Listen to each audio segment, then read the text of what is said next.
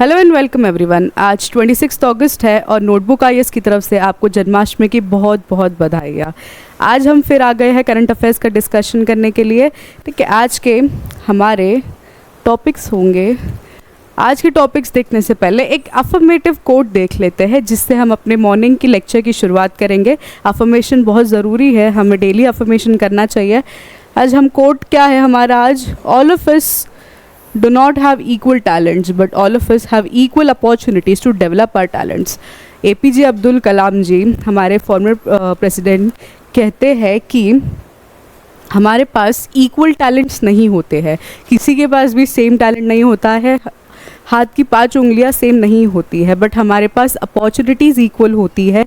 ठीक है, हमारे पास जो अपॉर्चुनिटीज़ होती है वो सबको इक्वल मिलती है कि हम अपना टैलेंट उस हिसाब से डेवलप करें। ठीक है, इस मॉर्निंग अफर्मेशन कोट के साथ हम आगे स्टार्ट करते हैं आज के टॉपिक्स की। आज के टॉपिक्स है ये हाईलाइटेड न्यूज़ ये है, इसके बारे में हम आज डिस्कशन करेंगे।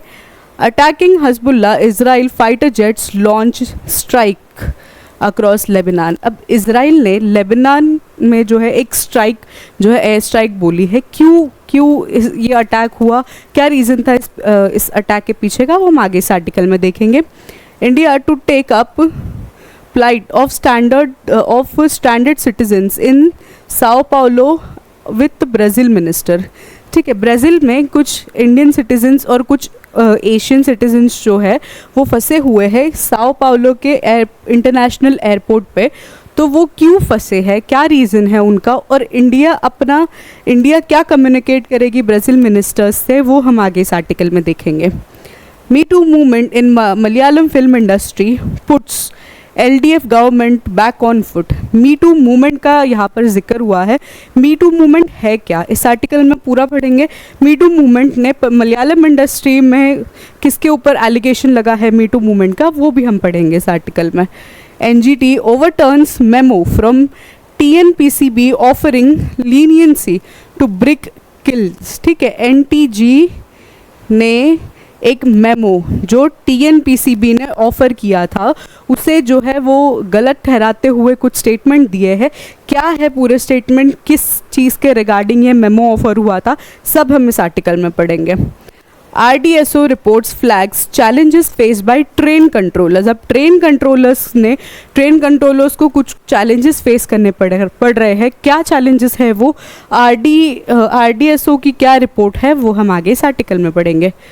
Classical language centres ask for autonomy. Classical language centres जो है, ठीक है, उन्होंने ऑटोनॉमी जो है मांगी है। क्या है पूरा आर्टिकल वो देखेंगे हम आगे। Banks lose out of mutual funds despite offering higher interest. ठीक है, बैंक्स जो है म्यूचुअल फंड्स से ज़्यादा इंटरेस्ट दे रहे हैं बैंक्स, बट फिर भी बैंक्स के पास जो है कस्टमर्स अट्रैक्ट नहीं हो रहे हैं। तो वो क्यों नहीं हो रहे, क्या रीज़न है इसके पीछे का, हम आगे देखेंगे आर्टिकल में। China and Philippines clash in South China Sea yet again. ठीक है, चाइना और फिलीपींस का एक क्लैश हुआ है साउथ चाइना सी में। क्या है पूरा मामला, क्यों क्लैशेस हुए हैं उनके, फिर से एक बार हुआ है, मतलब पहले भी हो चुके हैं क्लैशेस, तो क्या कैसे पहले हुए थे क्लैशेस, सब हम इस आर्टिकल में पढ़ेंगे। NASA deems use of Boeing capsule risky, set to 2 astronaut space till Feb। ठीक है, नासा ने जो बोइंग कैप्सूल है, ठीक है, ये बोइंग कैप्सूल जो है उसे रिस्की बताया है। ठीक है, रिस्की बताया है, और जो 2 astronauts Indian international space station में जो अभी थे उनका जो स्टे है वो बढ़ा दिया गया है फरवरी 2025 तक। क्या पूरा आर्टिकल है वो हम आगे पढ़ेंगे। Intercontinental cup in Hyderabad from September 3। ठीक है, इंटरकॉन्टिनेंटल कप होने वाला है हैदराबाद में 3 सितंबर से। क्या है ये कप, किस स्पोर्ट्स से रिलेटेड है ये कप, कहाँ होने वाला है हैदराबाद में, और कब से कब तक होगा, सब हम इस आर्टिकल में देखेंगे। Telegram CEO held at Paris airport as Russia slams arrest। ठीक है, रशिया ने पेरिस एयरपोर्ट पे, ये बहुत इंपॉर्टेंट न्यूज़ है आज का, टेलीग्राम के सीईओ को जो है अरेस्ट कर लिया गया है, ठीक है, डिटेन कर लिया गया है। क्यों डिटेन किया हुआ है, क्या है पूरा मामला, हम आगे पढ़ेंगे इस आर्टिकल में, ठीक है। तो डिटेल डिस्कशन का शुरुआत करते हैं, उससे पहले कल के क्वेश्चंस देख लेते हैं। Consider the following statements regarding the national pension system. कल हमने नेशनल पेंशन सिस्टम के बारे में पढ़ा, न्यूज़ में था नेशनल पेंशन सिस्टम ने अपने सिस्टम में कुछ अलग रेगुलरिटीज़ लाई है, चेंजेस लाई है। क्या चेंजेस थी हमने कल पढ़ा, आपको एक और बार पढ़ना है, रिवाइज करना है तो पिछले लेक्चर में जाके देख सकते हैं आप। NPS is voluntary retirement saving scheme open to all citizens of India, ठीक है। अब इसमें बताना है हमें NPS के बारे में, ठीक है, नेशनल पेंशन स्कीम के बारे में बताना है, कौन सा स्टेटमेंट सही है, ठीक है। NPS is a voluntary retirement saving scheme open to all citizens of India. The scheme is regulated by Pension Fund Regulatory and Development Authority (PFRDA). Under NPS, the government provides a fixed pension after retirement. This is wrong.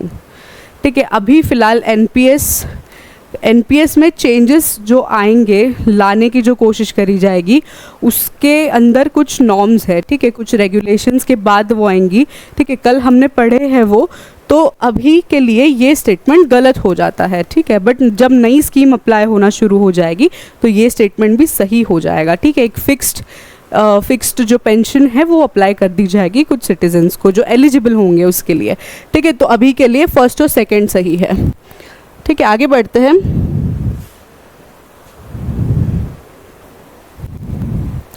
Next question देख लेते हैं। Consider the following statements regarding great Nicobar project. The project aims to develop an international container transshipment terminal on southern coast of Great Nicobar Island. अब कल हमने great Nicobar island के बारे में पढ़ा। ग्रेट निकोबार आइलैंड प्रोजेक्ट क्या है, क्यों उसकी डिस्टर्बेंस जो है वो उस आसपास की कम्युनिटीज़ को अफेक्ट नहीं करेगी, ये सारी चीज़ें हमने कल पढ़ी। आप एक और बार फिर जाके देख सकते हैं पिछले लेक्चर में, ठीक है। तो इसमें ये बताया है, इसमें ये बताने की कोशिश कर रहे हैं कि ये ग्रेट निकोबार प्रोजेक्ट के बारे में कुछ स्टेटमेंट्स हमें बताना है, कौन सा सही है, ठीक है। Project aims to develop international container transshipment terminal on the south coast of Great Nicobar Island. Yes, this is true. The project is a part of Indian government's Act East policy, ठीक है, ये भी सही है, एक्ट ईस्ट पॉलिसी का ये part है, ठीक है। The great Nicobar project is being developed by Andaman and Nicobar islands integrated development corporation. नहीं, ये गलत है, ये वाला सही नहीं है। तो आंसर सही कौन सा हो जाता है, C 1 और 2, ठीक है। आगे बढ़ते हैं। नेक्स्ट देख लेते हैं। With reference to swine flu H1N1 influenza consider the following statement. Swine flu के बारे में हमने कल पढ़ा। H1N1 के कितने केसेस जुलाई के एंड तक डिटेक्ट हो गए हैं, ये भी हमने पढ़ा। उसके सिम्टम्स क्या है, क्यों कुछ स्टेट्स में ही ये क्यों ज़्यादा इसका इन्फ्लुएंस है, वो भी हमने देखा। आपको रिवाइज करना है तो एक बार पीछे के लेक्चर में जाके देख सकते हो। Swine flu is caused by virus that primarily infects pigs but can also spread to humans, ठीक है। The H1N1 virus is responsible for 2009 pandemic, which the World Health Organization declared as the first pandemic of 21st century. This is correct. This is also correct. Vaccines for seasonal flu do not provide any protection against H1N1 influenza. ये गलत है, ठीक है। तो सही कौन सा हो जाता है हमारा B, ठीक है। आगे बढ़ते हैं। तो आज के जो आर्टिकल्स है उसका डिटेल डिस्कशन का शुरुआत करते हैं। Attacking Hezbollah, Israel fighter jet launch strikes across Lebanon. अब इसराइल ने एक एयर स्ट्राइक जो है वो लॉन्च करी है, हज़बुल्लाह लेबनान में जो है वो स्ट्राइक करी है। ये एक प्रीएम्प्टिव ऑपरेशन था, ऐसा इसराइल का कहना है, ठीक है। इसराइल ये बता रही है इस ऑपरेशन के बारे में कि जो हज़बुल्लाह है, ठीक है, उनकी तरफ से पहले अटैक होने वाला था। हमारा जो अटैक था वो सेल्फ डिफेंस अटैक था, ये इसराइल का कहना है, ठीक है। आगे देखते हैं। मैप में इसका लोकेशन देख लेते हैं, ठीक है। ये देख सकते हैं आप, ये इसराइल है, ये गाज़ा स्ट्रिप हो जाता है, ठीक है। लेबनान यहाँ पर है, ठीक है। ये बॉर्डर है, यहाँ पर लेबनान है, यहाँ पर सीरिया है, गोलन हाइट्स यहाँ पर है। ये जो इज़राइल का मैप है ये इम्पॉर्टेंट है बहुत ज़्यादा, क्योंकि इज़राइल में आए दिन कुछ ना कुछ ऐसी न्यूज़ आती रहती है कि इज़राइल ने गाज़ा पे जो है वो अटैक बोल दिया है, कुछ एयर स्ट्राइक कर दी है, या फिर जो है वो लेबनान पे कुछ अटैक कर दिया है, या हिजबुल्लाह पे अटैक कर दिया है। ठीक है, तो ये इम्पॉर्टेंट हो जाता है मैप काफ़ी ज़्यादा। ठीक है, तो जेरूसलम भी जो है वो इज़राइल का कैपिटल है। जेरूसलम बहुत इम्पॉर्टेंट है। जेरूसलम एक मेन इम्पॉर्टेंट रीज़न है जिसकी वजह से इज़राइल, गाज़ा, हमास, पैलेस्टाइन, इन सब में जो है वो रीजनल टेंशन्स बढ़ते हैं। ठीक है, तो ये इम्पॉर्टेंट हो जाता है। आगे देखते हैं next article. India to take up flight of standard citizens in Sao Paulo with Brazil minister. अब ब्राज़ील के साओ पोलो एयरपोर्ट पे क्या हुआ है, 600 एशियन सिटीजन्स जो है 600 अप टू 600 एशियन सिटीजन्स जो है उनको सरवाइव करना पड़ रहा है एयरपोर्ट के कुछ रिस्ट्रिक्टेड एरियाज़ में। अब ये क्यों करना पड़ रहा है? ब्राज़ील ये इस कंडीशन का ब्राज़ील पे क्या कहना है कि ब्राज़ील कह रहा है कि जो सिटीजन्स जिनको रुकना पड़ रहा है वो अनडॉक्यूमेंटेड इमिग्रेंट्स है। ठीक है, जिनके पास प्रॉपर वीज़ा पेपर्स नहीं है, वो जो है उनको सर्वाइव करना पड़ रहा है रिस्ट्रिक्टेड एरियाज़ में एयरपोर्ट के। ठीक है, तो ये सिचुएशन ऐसी इसलिए बनी कि ब्राज़ील ने अपनी न्यू एंट्री के लिए जो है नए रेगुलेशंस जो है वो बनाए हैं, और ये नए रेगुलेशंस अगस्त 27 से लागू होने वाले हैं। ठीक है, इंडिया जो है वो कम्युनिकेट करने की कोशिश कर रहा है ब्राज़ील मिनिस्टर्स के साथ में। ठीक है, इंडिया ब्राज़ील मिनिस्टर्स के साथ में कम्युनिकेट करने की कोशिश कर रहा है कि ह्यूमैनिटेरियन बेसिस पे जो है वो जो सारे सिटीजन्स हैं वो अपने देश में पहुँच जाए। ये इंडिया जो है वो ट्राई करने की कोशिश कर रहा है, कम्युनिकेट करने की कोशिश कर रहा है। ये है पूरा आर्टिकल। ठीक है, आगे बढ़ते हैं। Me too movement in Malayalam film industry puts LDF government on back foot. ठीक है, अब मी टू मूवमेंट क्या है? ठीक है, मी टू मूवमेंट एक सोशल मूवमेंट है जो सेक्सुअल हरासमेंट और सेक्सुअल असॉल्ट्स जो होते हैं उसके अगेंस्ट जो है एक मूवमेंट है। ठीक है, तो इसका ओरिजिन कब हुआ था? इसका ओरिजिन नहीं आप कह सकते हैं कि एक 2017 में जो एक हॉलीवुड एक्टर थे, हॉलीवुड प्रोड्यूसर थे, हेनरी विंस्टन, उनके ऊपर एलिगेशंस लगाए गए थे सेक्सुअल जो है मिसकंडक्ट के। तब से जो है ये मीटू मूवमेंट जो है वो ज़्यादा वाइड स्प्रेड होने लगा। ठीक है, अब मीटू मूवमेंट मलयालम इंडस्ट्री में क्यों उसका ज़्यादा मतलब नाम लिया गया है, या मीटू मूवमेंट का क्यों डाला गया है इस पे? क्योंकि एक हेमा कमेटी जो है रिपोर्ट जो है वो बाहर आई थी। वो हेमा कमेटी रिपोर्ट ने जो सेक्सुअल हरासमेंट और सेक्सुअल असॉल्ट होते हैं, ठीक है, जेंडर बायसनेस होती है मलयालम फिल्म इंडस्ट्री में, वो उसको एक्सपोज करा था। ठीक है, तो वो कमेटी के रिपोर्ट के बाद में दो इम्पॉर्टेंट पर्सनालिटीज़ जो है उनको रेजिग्नेशन भी देना पड़ गया। इसके दो लोग कौन थे? एक्टर सिद्दीकी और फिल्म मेकर रजनीत। ये दो जो इम्पोर्टेंट मलयालम फिल्म इंडस्ट्री का एक पार्ट है, इनको रेजिग्नेशन भी देना पड़ गया। ठीक है, हेमा कमेटी रिपोर्ट के बाद में।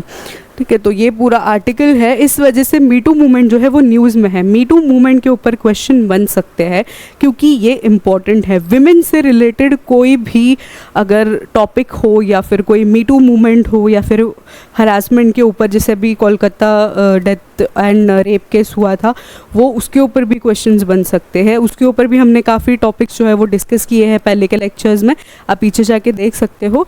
ठीक है, तो ये सारे टॉपिक्स जो विमेन बेस्ड होते हैं, विमेन से रिलेटेड होते हैं, वो बहुत इंपॉर्टेंट होते हैं, वो आते ही है एग्जाम में। ठीक है, आगे बढ़ते हैं। NTG overturns memo from TNBC offering leniency in brick kilns। ठीक है, अब NTG ने एक मेमो TNPCB के लिए एक इशू किया था। ठीक है, जो TNPCB ने जो मेमो इशू किया है उस मेमो को NTG ने जो है वो खारिज कर दिया है गलत बताते हुए। ठीक है, अब क्या मेमो था वो? ठीक है, 2022 में एक नोटिफिकेशन आया था जिसके लिए एक नया क्राइटेरिया जो है वो लागू होने वाला था, किसमें, ब्रिक किल्न्स में, ठीक है, जो ईंटों की जो भट्टी होती है उसके लिए एक नया क्राइटेरिया लॉन्च होने वाला था, ठीक है। नए क्राइटेरिया के हिसाब से 800 मीटर दूर होना चाहिए कोई भी भट्टी रेसिडेंशियल एरिया से, और दो भट्टी के बीच में कम से कम 1 किलोमीटर का डिस्टेंस होना चाहिए, ठीक है। तो ये क्यों ऐसा बनाया गया, क्योंकि पोल्यूशन और भी चीज़ें जो है, कंटामिनेशन वगैरह होता है, उसको कंट्रोल में लाने के लिए ये किया गया, ठीक है। तो ये क्राइटेरिया बताया गया। इस क्राइटेरिया को जो है फरवरी 14, 2023 में TNPCB ने एक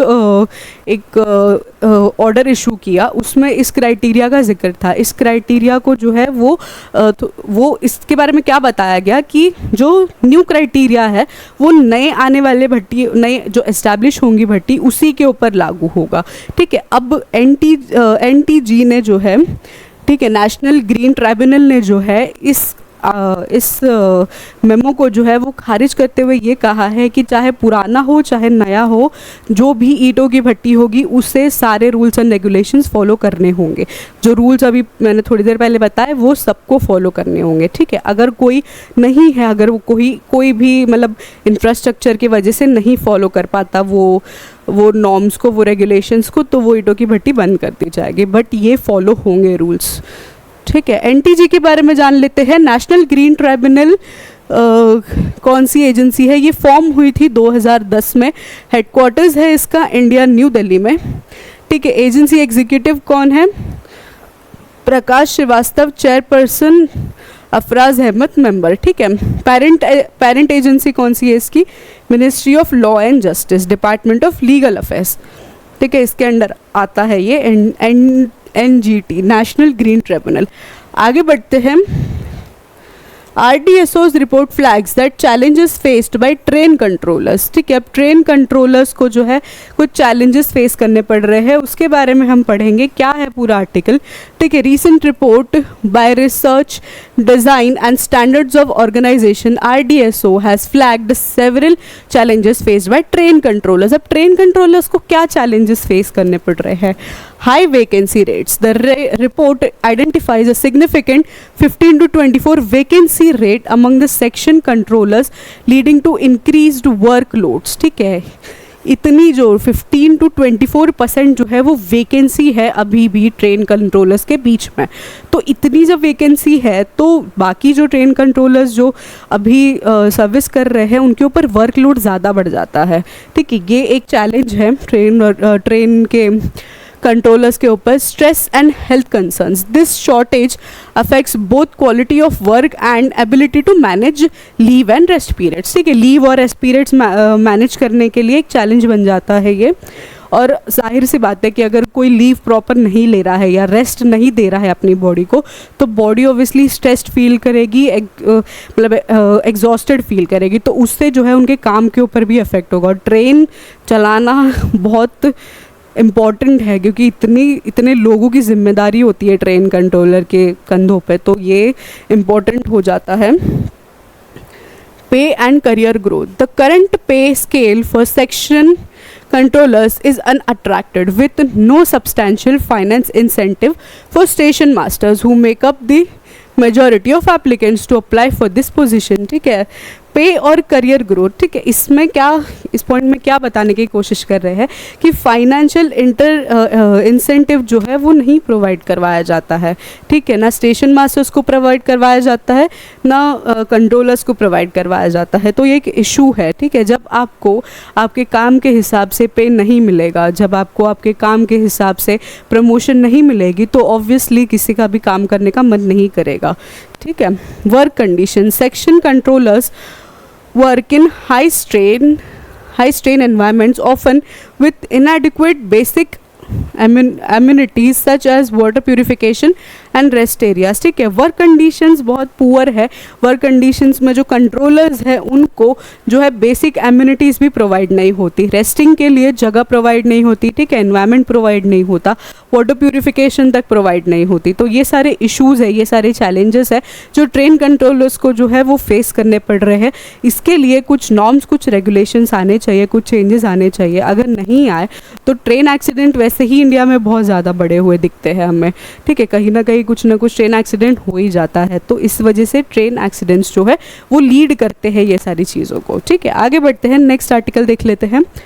classical language centre ask for autonomy, ठीक है, क्लासिकल लैंग्वेज के बारे में ये एक आर्टिकल है। Classical language centre in India which promote language like Tamil, Telugu, Kannada and Malayalam have expressed concerns about their current operational structure and seeking greater autonomy, ठीक है। अभी जैसे ये सेंटर्स जो है वो काम कर रहे हैं उसमें जो है इन्होंने एक स्ट्रक्चर चेंज लाने की जो है वो मांग करी है, ज़्यादा बड़ी ऑटोनॉमी जो है उसकी मांग करी हुई है कि जो लैंग्वेजेस है ये तमिल, तेलुगु, कन्नड़ा और मलयालम, ये जो पढ़ाते हैं जहाँ के सेंटर्स है ये, ठीक है, उन्होंने एक ग्रेटर ऑटोनॉमी जो है वो उसकी अपील करी हुई है। Centres are typically under the administration of central institute of Indian language CIIL और अदर गवर्नमेंटल बॉडीज, ठीक है। ये जो सेंटर्स है वो किसके एडमिनिस्ट्रेशन के अंडर है? Central institute of Indian language, इसके अंडर काम करते हैं ये, ठीक है। की पॉइंट्स देख लेते हैं। Demand for autonomy, the centre argues that increased autonomy would allow them to function more effectively with greater freedom in decision making, budget allocation and project implementation. Autonomy is sought to ensure that linguistic and cultural heritage associated with these classical language is preserved and promoted vigorously, ठीक है। अगर greater autonomy दे इन्हें तो ये जो है effectively काम करेंगे, विद ग्रेट फ्रीडम काम करेंगे, ठीक है, और इंडिपेंडेंटली ये काम करेंगे सेंटर्स जो है, ठीक है। इस वजह से ये ग्रेटर ऑटोनॉमी की मांग कर रहे हैं। Challenges faced. Currently, these centers often face delay due to bureaucratic procedures, limited control over financial resources, and restrictions on academic and research initiative, ठीक है। ब्यूरोक्रेटिक challenges एक बहुत बड़ा चैलेंज है, ब्यूरोक्रेसी, ठीक है। फिर फाइनेंशियल रिसोर्सेज अलोकेशन भी एक चैलेंज है। दूसरा चैलेंजेस क्या है? Restrictions on academic and research initiatives, ठीक है। रिस्ट्रिक्शंस एकेडमिक और रिसर्च इनिशिएटिव्स में एक रिस्ट्रिक्शन आता है इन सब के ऊपर, ठीक है। ये सारे जो है चैलेंजेस है और ये उन्होंने अपनी ज़रूरत बताई है कि क्यों ग्रेटर ऑटोनॉमी जो है वो इस्टेब्लिश होनी चाहिए क्लासिकल लैंग्वेज सेंटर्स की, ठीक है। आगे बढ़ते हैं। Banks lose out mutual funds despite offering higher interest. अब बैंक्स जो है ज़्यादा इंटरेस्ट रेट देने के बाद भी लोग जो है म्यूचुअल फंड्स की तरफ जो है वो ज़्यादा अट्रैक्ट होते हैं रादर ट्रेडिशनल बैंक्स, ठीक है, रादर ट्रेडिशनल बैंक्स। बैंक्स क्या होता है ना, म्यूचुअल फंड्स एक रिटर्न्स ज़्यादा प्रोवाइड करवाता है, ठीक है। रिटर्न्स जो है वो कभी कभी ज़्यादा प्रोवाइड करवाते हैं, कभी कभी डबल डिजिट में भी ग्रोथ दिखाता है, ठीक है। डबल डिजिट में म्यूचुअल फंड्स की बात कर रही हूँ, म्यूचुअल फंड्स जो है वो डबल डिजिट में कभी कभी ग्रोथ दिखाता है। तो उससे क्या होता है, जो ऑडियंस है वो अट्रैक्ट होती है, जो पब्लिक है वो अट्रैक्ट होती है रिस्क लेने के लिए, कि रिस्क लेके देखते हैं, म्यूचुअल फंड्स में इन्वेस्ट करके देखते हैं, क्या पता हम ज़्यादा अमीर बन जाए, ठीक है। और बैंक अकाउंट्स में इस वजह से नहीं इन्वेस्ट करना चाहते क्योंकि जो सेविंग्स अकाउंट और फिक्स डिपॉजिट्स ना कुछ इंटरेस्ट रेट या फिर उतनी जो ग्रोथ है वो नहीं दे पाते। बैंक्स में जो एक स्टेबिलिटी होती है, म्यूचुअल फंड्स में ऐसा नहीं होता, स्टेबिलिटी नहीं होती है। म्यूचुअल फंड्स में ग्रोथ आपको दिखती है बट वो अप्स एंड डाउन्स भी बहुत सारे दिखते हैं म्यूचुअल फंड्स में, बट जो पब्लिक है वो पॉजिटिव साइड पे ज़्यादा अट्रैक्ट होते हैं, ठीक है। पॉजिटिव साइड मतलब जब ग्रोथ पे जाते हैं म्यूचुअल फंड्स तब ज़्यादा अट्रैक्ट होते हैं उससे, तब जो है वो इन्वेस्टमेंट ज़्यादा दिखती है, ठीक है। जो इन्वेस्टमेंट का जो ईज़ है, आजकल आप मोबाइल फ़ोन से भी म्यूचुअल फंड्स खरीद सकते हो, तो इस वजह से ऑनलाइन प्लेटफॉर्म्स की वजह से जो है वो आपके हाथ में आपका जो भी म्यूचुअल फंड्स का जो लिस्ट है वो दिखाई देता है आपको। तो इस वजह से एक ईज़ हो गया है रादर ट्रेडिशनल बैंक्स आपको बैंक में जाके इन्वेस्ट करना पड़ता है, अपना बैंक में अकाउंट डिपॉजिट करवाना पड़ता है, सब कुछ ऐसी चीज़ें हैं। इस वजह से जो है म्यूचुअल फंड्स पे ज़्यादा आप मॉनिटर भी इजीली कर सकते हो, एडमिनिस्ट्रेट भी कर सकते हो कि आपके म्यूचुअल फंड्स अप जा रहे हैं कि डाउन जा रहे हैं, ठीक है। इस वजह से जो है म्यूचुअल फंड्स में ज़्यादा अट्रैक्ट होते हैं लोग। जैसे जैसे फाइनेंशियल लिटरेसी बढ़ रही है, म्यूचुअल फंड्स के एडवांटेजेस जो है वो ईजिली लोगों तक पहुंच रहे हैं, ठीक है। ईजिली जो है वो म्यूचुअल फंड्स में ज़्यादा इन्वेस्ट करने की कोशिश करते हैं लोग, ठीक है। तो ये है पूरे मामले का क्रक्स। इस वजह से जो है वो बैंक जो है वो लूज़ कर रहे हैं अपने कस्टमर्स को। आगे बढ़ते हैं। China and Philippines clash in South China Sea yet again, ठीक है। साउथ चाइना सी में चाइना और फिलीपींस का जो है एक क्लैश दिखाई दिया है। फिलीपींस ने चाइना के ऊपर एलिगेशंस लगाए हैं कि उन्होंने फिलीपींस के एयरक्राफ्ट्स के ऊपर जो है फ्लेयर्स फायर किए हैं, ठीक है। कल भी हमने न्यूज़ में देखा था कि चाइना ने फिलीपींस के एयरक्राफ्ट के ऊपर फ्लेयर्स जो होते हैं वो फायर किए हैं, और वो इतनी कम दूरी से फायर किए हैं कि एयरक्राफ्ट और वो फ्लेयर्स के बीच में जो है 15 मीटर, कुछ एयरक्राफ्ट्स और फ्लेयर्स के बीच में 15 मीटर तक का कम से कम गैप था, इतने पास से फायर किए हुए हैं। तो इस एक्शन को चाइना के फिलीपींस जो है वो काफ़ी प्रोवोकेटिव मान रहा है, ठीक है, और इंटरनेशनल लॉ का वॉयलेशन मान रहा है, ठीक है। एक तरह से वॉयलेशन ही हो गया इंटरनेशनल लॉ का। ये हुआ है 19 और 22 सितंबर को, जब फिलीपींस के एयरक्राफ्ट जो है वो साउथ चाइना सी के ऊपर जो है पेट्रोलिंग कर रहे थे। ये पूरा देख सकते हैं आप, ये साउथ चाइना सी आ गया। ये टेरिटरीज मार्क्ड है, ठीक है, ये टेरिटरीज मार्क्ड है। इतनी टेरिटरी चाइना की है, ठीक है, इतनी टेरिटरी जो है फिलीपींस की है, ठीक है, इतनी टेरिटरी। तो फिलीपींस अपने एरिया में जो है वो कर रहे थे, पेट्रोलिंग चल रही थी साउथ चाइना सी के ऊपर। चाइना ने क्या किया, उनके एयरक्राफ्ट्स के ऊपर जो है फ्लेयर्स फायर किए हैं, ठीक है। तो ऐसा चाइना का ऐसा बिहेवियर देखा जाता है बहुत बार, क्योंकि चाइना अपना डोमिनेंस मेंटेन करने की कोशिश करता है कि डोमिनेंस दिखाए कि एरिया में जो है वो मतलब वो सुपीरियर है, ऐसा चाइना दिखाने की कोशिश करता है। बट फिलीपींस को जो है ये काफ़ी प्रोवोकेटिव लगा है और ये वॉयलेशन लगा है इंटरनेशनल लॉज का, ठीक है। ये है पूरा मामला, ये बाउंड्रीज है, ठीक है, ये टेरिटोरियल एरिया है, ये चाइना का टेरिटोरियल एरिया हो जाता है, ये फिलीपींस का हो जाता है, ठीक है, ये जो है वो मलेशिया का हो जाता है, ये वाला भी मलेशिया का पार्ट हो जाता है, और ये जो पूरा है, ठीक है, ये हो जाता है वियतनाम का, ठीक है। चाइना का सबसे ज़्यादा इन्फ्लुएंस यहाँ पे देखा जाता है, ठीक है। चाइना का टेरिटोरियल एरिया जो है वो ब्रॉडर है इस वजह से, ठीक है। आगे बढ़ते हैं, नेक्स्ट आर्टिकल देखते हैं। NASA deems to use Boeing capsule risky set to keep 2 astronauts in space till Feb। अब नासा को जो है वो नासा ने कंसर्न्स जताए हैं अपने किसके ऊपर, बोइंग स्टरलाइन कैप्सूल के ऊपर, ठीक है, जो आगे अपकमिंग आने वाले स्पेस मिशंस थे उसमें यूज़ होने वाली थी, ठीक है। उसके टेक्नोलॉजिकल डिफ़ॉल्ट्स की वजह से, उसके टेक्नोलॉजिकल कुछ टेक्नोलॉजिकल कुछ इश्यूज़ की वजह से जो है बोइंग स्टरलाइन कैप्सूल जो है उसे सही नहीं माना गया है, फिट नहीं माना गया है अपकमिंग जो मिशंस होने वाले थे उसकी वजह से, ठीक है। अब जो ISS है, ठीक है, इंटरनेशनल स्पेस सेंटर जो है, वहाँ पर दो जो है एस्ट्रोनॉट्स को भेजा गया था। उनका नाम है बुच विल्मर और सूनी विलियम्स, इन दोनों को जो है वो भेजा गया था। उनका जो स्टे है वो फरवरी 2025 तक जो है वो एक्सटेंड कर दिया गया है, बिकॉज़ ये बोइंग कैप्सूल जो है वो नहीं है, सफिशेंट नहीं है, ठीक है, टेक्नोलॉजिकली सफिशेंट नहीं है कि वो कोई मिशन कैरी आउट कर सके।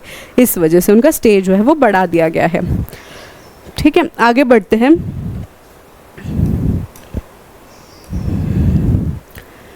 Intercontinental cup in Hyderabad from September 3। अब एक इंटरकॉन्टिनेंटल कप जो है वो हैदराबाद में जो है वो होने वाला है। ये एक फ़ुटबॉल टूर्नामेंट है, ये सितंबर 3 से लेके सितंबर 9 तक होगा, ठीक है। ये हैदराबाद के स्टेडियम्स में होगा और ये टूर्नामेंट जो है वो इंडिया को रेडी करेगा, इंडियन प्लेयर्स को जो है वो रेडी करेगा अपकमिंग आने वाले जो टूर्नामेंट्स है उनके लिए। इस वजह से जो है वो कैरी आउट हो रहा है इंडिया में। और प्लेयर्स कौन से है, ठीक है, कंट्रीज़ कौन सी पार्टिसिपेट करेंगी, इंडिया, सीरिया और मॉरिशस, ठीक है। ये तीन जो कंट्रीज़ है वो पार्टिसिपेट करेंगी इसमें।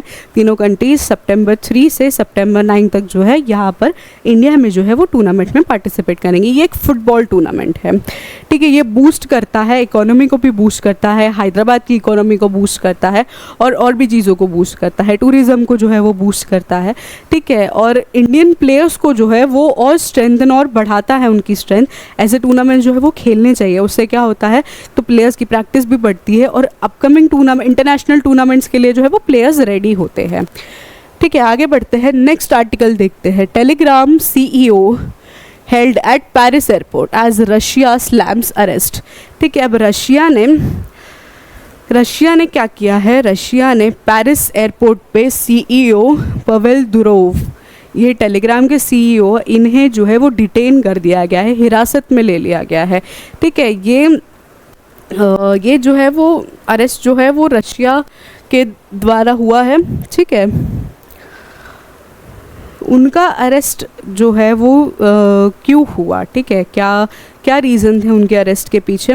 उनका अरेस्ट इस वजह से हुआ कि उनके ऊपर एलिगेशंस लगाए गए थे कि उनके ऐप के थ्रू, जो टेलीग्राम ऐप है उसके थ्रू मनी लॉन्ड्रिंग के केसेस जो है वो मनी लॉन्ड्रिंग हो रही थी, ठीक है, और ड्रग ट्रैफिकिंग हो रही थी, और जो सेक्सुअल असॉल्ट है माइनर्स के ऊपर, ठीक है, सेक्सुअल एक्सप्लॉयटेशन है माइनर्स के ऊपर, उस कंटेंट को जो है काफ़ी शेयर किया जा रहा था, उस कंटेंट को जो है काफ़ी बढ़ावा दिया जा रहा था, ठीक है। इस वजह से जो है इनको जो है पवेल दुराव को जो है उन्हें जो है अरेस्ट कर दिया गया है। ऐसा कोई भी अगर मतलब जैसे सेक्सुअल असॉल्ट हो गया या फिर सेक्सुअल कंटेंट का जो जब होता है एप्लीकेशंस में, जब शेयर होते हैं, तो जो CEO या ये जो फाउंडर्स होते हैं उनके ऊपर एलिगेशंस लगाए जाते हैं, क्योंकि उन्हें पता होता है, वो मॉनिटर कर रहे होते हैं कि हाँ ये यहाँ हो रहा है या फिर ये चीज़ें हो रही है, उनके नज़र में होती है वो चीज़ें, बट स्टिल अगर वो इन चीज़ों को जो है निगलेक्ट करते रहे या फिर इन चीज़ों को जो है वो टालते रहे तो उनके ऊपर स्ट्रिक्ट एलिगेशंस लगाए जाते हैं, जो कि इनके ऊपर हुआ है। इंडिया में हो सकता है कि बैन हो जाए अब टेलीग्राम, क्योंकि ये बहुत बड़े एलिगेशंस है, ठीक है। मनी लॉन्ड्रिंग, ड्रग ट्रैफिकिंग, ये सारे एलिगेशंस छोटे एलिगेशंस नहीं हैं। ये सारे एलिगेशंस को जो है उनको नेग्लेक्ट करते गए, ये दिखते हुए भी नेग्लेक्ट करते गए, तो इसका मतलब ये भी उस क्राइम में शामिल है, ठीक है। इस वजह से टेलीग्राम बैन भी हो सकता है इंडिया से, ठीक है। ये आप समझ के चलिए कि बैन हो सकता है, ठीक है। आगे बढ़ते हैं। आज के हमारे आर्टिकल्स का हम यही डिस्कशन ख़त्म करते हैं, क्योंकि बहुत इंपॉर्टेंट आर्टिकल्स थे आज के। आप ज़रूर आर्टिकल्स को सुनिए, फिर एक बार रिवाइज़ करिए, ठीक है। आर्टिकल से रिलेटेड कुछ क्वेश्चंस देख लेते हैं। Which of the following best describes the origin of Hezbollah, ठीक है। हज़बुल्ला के ओरिजिन के बारे में ये 4 स्टेटमेंट्स हैं, वो उनमें से बताना है कि कौन सा स्टेटमेंट सबसे बेस्ट डिस्क्राइब करता है हज़बुल्ला के ओरिजिन को। Political party founded in 1990s to promote Lebanese economic reform. A militant group formed during Lebanese civil war with the aim of reciting Israeli occupation. A humanitarian organization based in Syria, providing aid to Palestinian refugees. An international peacekeeping force established by United Nations Lebanon. ठीक है, इन चारों में से सबसे सही कौन सा statement है, बेस्ट डिस्क्राइब करता है हज़बुल्ला के ओरिजिन को, वो हमें टिक करना है, वो हमें बताना है, ठीक है। आप कमेंट सेक्शन में बताइएगा ये क्वेश्चंस का answer. The me too movement originally began to raise awareness about, me too movement किस चीज़ की अवेयरनेस रेस करने के लिए एक मूवमेंट बनाया गया। Economic disparities between genders political participation of women, sexual harassment and assaults, gender representation in media. इन चारों में से बताना है कि मी टू मूवमेंट किस चीज़ की जो है ओरिजिनल मूवमेंट था, किस चीज़ को जो है वो